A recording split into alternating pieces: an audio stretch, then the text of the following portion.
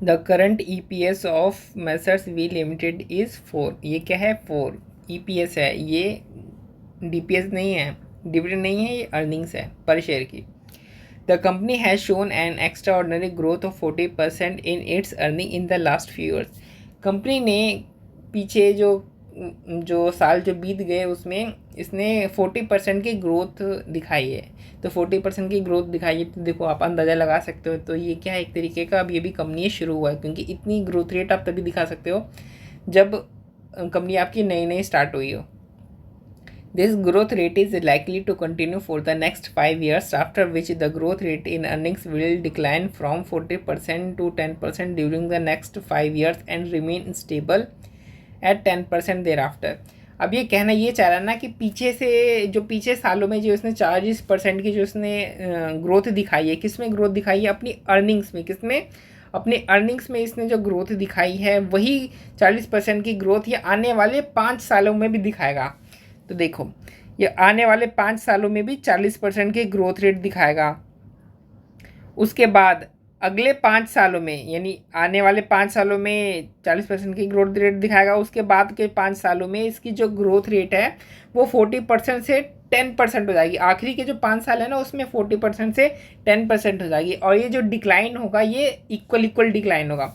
तो अगर 40% से 10% जो है इसकी ग्रोथ रेट डिक्लाइन हो जाएगी और 5 साल के अंदर ये डिक्लाइन होगा, और ये डिक्लाइन इक्वल होना चाहिए, तो हर साल जो है वो कितने का डिक्लाइन होना चाहिए? इसकी अर्निंग्स की ग्रोथ में 6% का डिक्लाइन होना चाहिए। तो देखो यहाँ से 6% का डिक्लाइन दिख रहा है ना आपको, 40% से 34% का डिक्लाइन, फिर 6% का डिक्लाइन 28% हो गया, फिर 6% का डिक्लाइन 22%।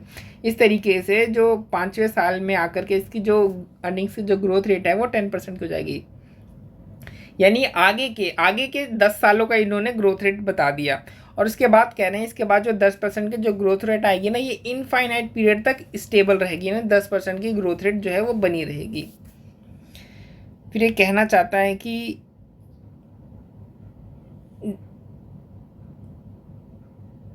करंटली द कंपनीज पे आउट रेशियो इज़ 10%। अभी जो कंपनी की जो डिविडेंड पे आउट रेशियो है वो कितनी है? वो 10% की है। ठीक है, it is likely to remain the same for the next 5 years, and from the beginning of the 6th year till the end of the 10th year, and payout will linearly increase and stabilize at 50% at the end of the 10 year। अब ये कह रहा है कि इसकी जो dividend pay out ratio है, dividend की ग्रोथ नहीं, इससे पहले हमने अर्निंग्स की ग्रोथ की बात करी थी, लेकिन अब हम यहाँ पे क्या बात कर रहे हैं? अब हम यहाँ पे डिविडेंड पे आउट रेशियो की बात कर रहे हैं, डिविडेंड की ग्रोथ की बात नहीं कर रहे हैं। ये कह रहा है कि जो डिविडेंड पे आउट रेशियो अभी फिलहाल 10% है, ये आने वाले 5 सालों में 10% ही बनी रहेगी। तो जो डिविडेंड पे आउट रेशियो जो पहले थी वही डिविडेंड पे आउट रेशियो आने वाले 5 सालों में भी बने रहेगी। उसके बाद जो डिविडेंड पे आउट रेशियो है वो 10% से बढ़ करके 5वें साल के एंड में 50% तक बढ़ जाएगी। और ये जो इंक्रीज़ होगा ना डिविडेंड पे आउट रेशियो में, जो ये जो इंक्रीज़ होगा ये इक्वल इंक्रीज़ होगा। तो अगर 50% 5 सालों में हो जाएगी और अभी है 10%, यानी टोटल 40% का जम आएगा डिविडेंड पे आउट रेशियो में।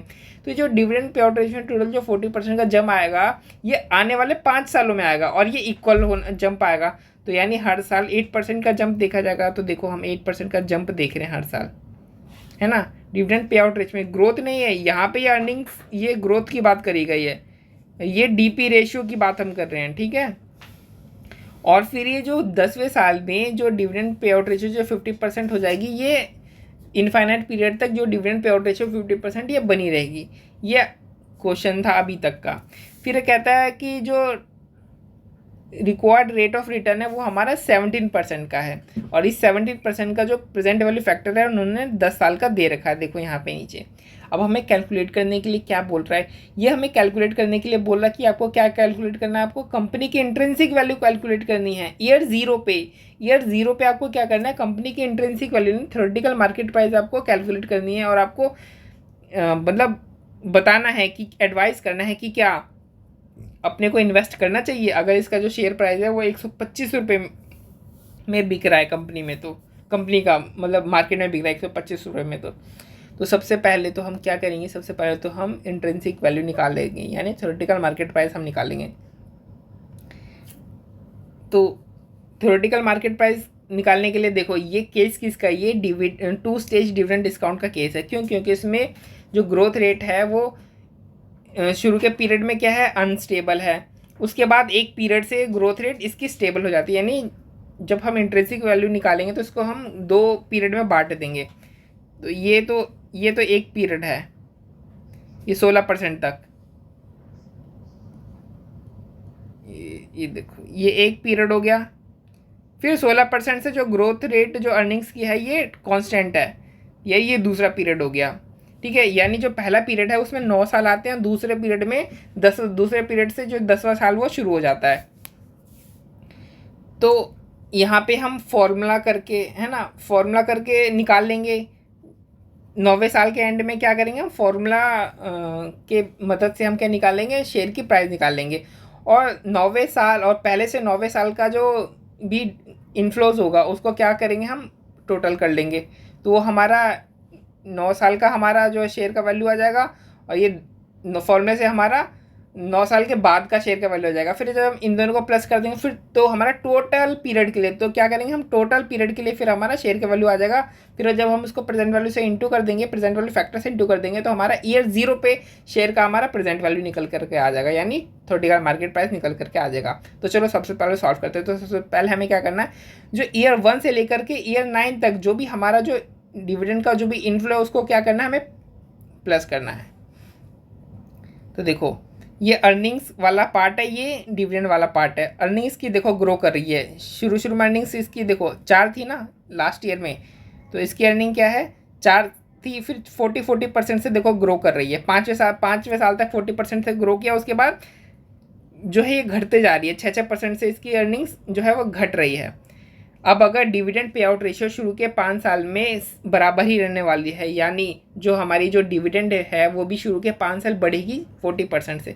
या देखो अर्निंग्स 40% से बढ़ रही है, आपकी dividend pay out ratio same रहने वाली है, यानी डिविडेंड भी अर्निंग्स के हिसाब से बढ़ेगी, यानी देखो अर्निंग्स भी हमारी 40% से बढ़ रही है। उसके बाद अर्निंग्स में क्या हो गया, अर्निंग्स में तो डिक्लाइन हो गया, और डिविडेंड पे आउट रेशियो में क्या हो गया, डिविडेंड पे आउट रेशियो में इंक्रीज हो गया, 8% का इंक्रीज हो रहा है। तो देखो 8% का इंक्रीज हो रहा है ना, देखो 10% से 18%, 26% से 24%, फिर 42%।